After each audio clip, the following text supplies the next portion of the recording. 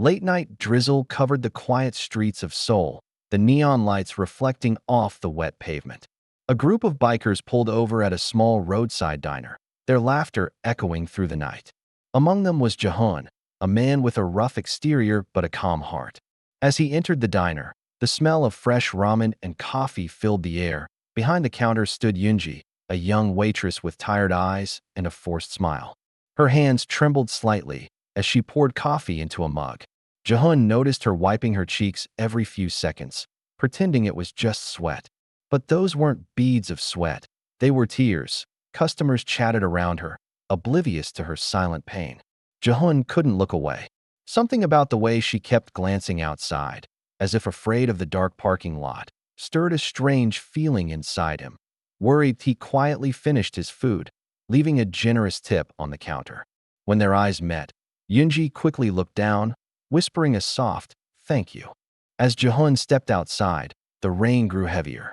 He put on his leather jacket and turned to look at her through the diner window, still wiping tables, still pretending. A voice inside him said he couldn't just ride away tonight.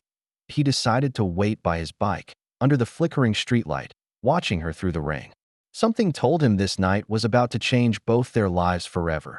Yoonji stepped out of the diner, pulling her thin jacket tighter as the cold wind brushed against her face. The rain had slowed, but the night still felt heavy. She walked toward the dim parking lot, her steps slow, her head down. From under the streetlight, Jaehoon called out softly, "Hey, you okay?" His deep voice startled her. She turned quickly, forcing a polite smile. "I'm fine, just tired," she murmured, her tone fragile. But Jaehoon wasn't convinced. He had seen that same look before, the kind that tries to hide heartbreak behind polite words.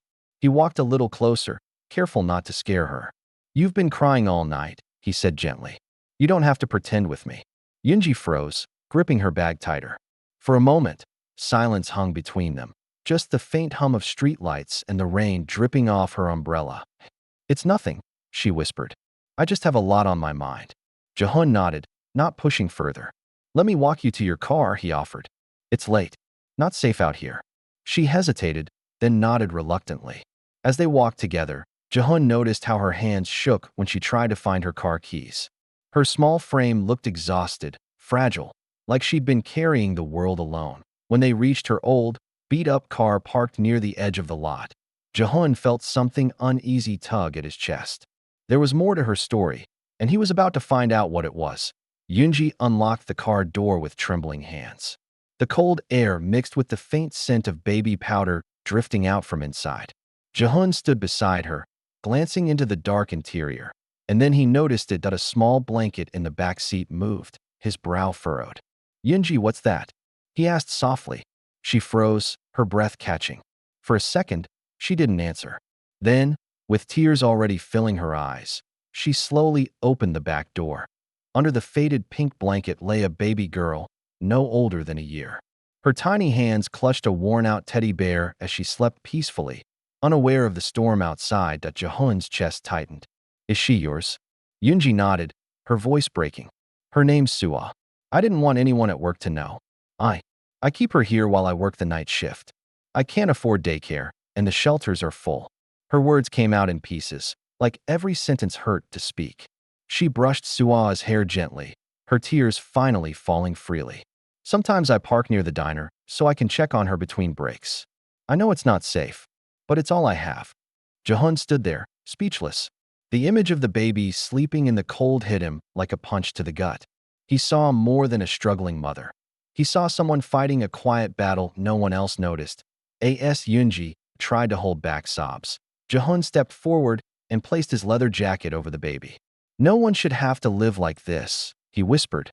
That night, beneath the Seoul streetlights, something in Jaehoon's heart began to shift. Yoonji sat on the curb beside her car, the rain now just a mist around them. Jaehoon leaned against his bike a few feet away, silent, giving her space. For a long moment, the only sound was Suah's soft breathing from the back seat. "I used to think life would be different," Yoonji finally said, her voice trembling. "I was in college, studying nursing. Then I met him, Suah's father. He promised we'd build a family together." Her lips quivered as she continued. "But when I told him I was pregnant, he disappeared. Changed his number, blocked me from everything. Jehun's jaw tightened. He'd heard this story before, too many times. Yoonji wiped her face with her sleeve. My parents told me I shamed them. They kicked me out. Since then, I've been working at diners, sleeping in the car, and feeding Suah with tips. Some nights, I don't eat so she can. She let out a shaky laugh, though it carried no joy. People see me smiling at work and think I'm fine. No one ever asks what happens when I go home. Jehun lowered his gaze, the ache in his chest deepening. Her words dragged up memories of his younger sister, the one he couldn't save when life pushed her to the edge that he knelt beside Yoonji.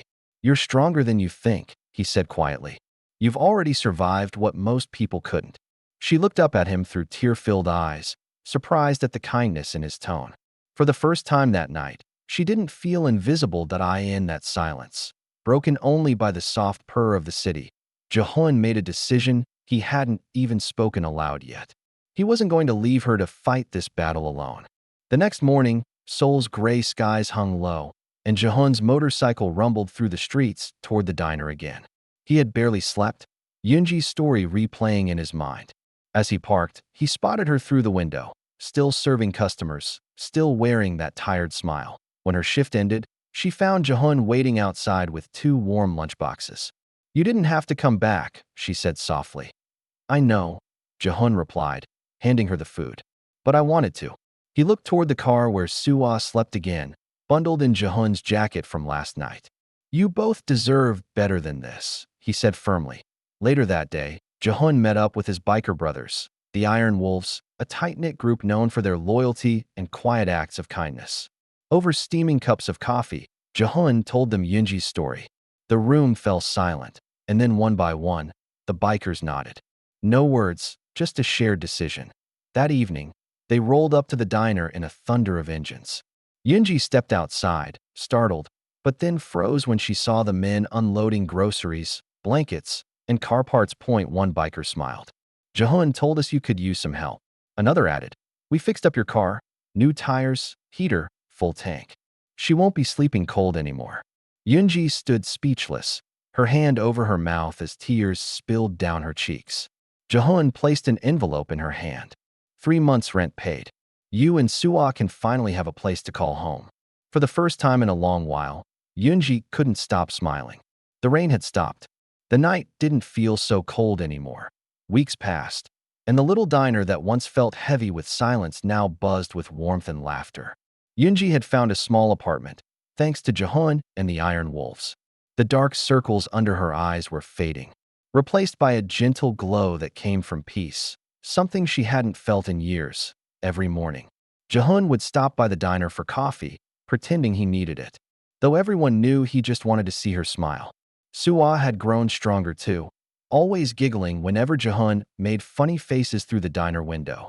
The Iron Wolves visited often, their roaring bikes parked neatly outside, filling the place with energy. They became like family, bringing groceries, fixing things, sharing laughter that melted away Yoonji's old fears.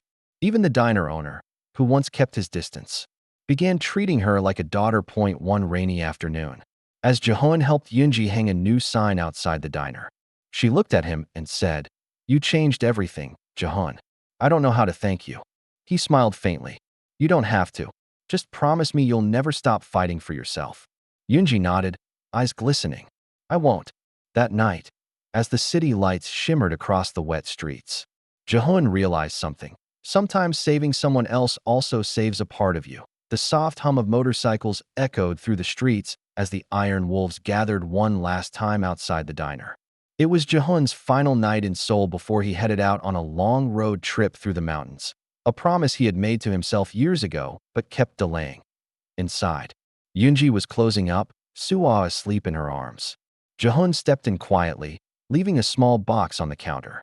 For you, he said. She opened it slowly. Inside was a tiny silver necklace shaped like a moon and star. For Suah, Jehun said with a small smile. So she'll always have light, even on dark nights. Yoonji's eyes filled with tears. You've already done so much. How can I ever repay you? Jehun shook his head. You already did. You reminded me why kindness matters. He turned toward the door, helmet in hand. Yoonji whispered, Please be safe. He nodded once, then stepped out into the drizzled as he started his bike. The engine roared softly against the quiet night. He took one last glance at the diner window. Yunji holding Suwa, waving through the glass, and then rode off under the Seoul lights, disappearing into the rain. That night, the city felt quieter, but somehow a little kinder. Under the soft glow of Seoul's skyline, Jehun's motorcycle faded into the distance. Just another rider on the road, yet leaving behind a story that would never be forgotten. Inside the diner, Yunji held Suwa close, whispering, "There are still good people in this world." The camera lingers on the necklace shining in her hand, the moon and star catching the last drop of rain on the window. Sometimes angels don't wear wings. Sometimes they ride motorcycles. If this story touched your heart, don't forget to like, share, and comment below. Faith in humanity restored. Because sometimes, one act of kindness can rewrite someone's entire story.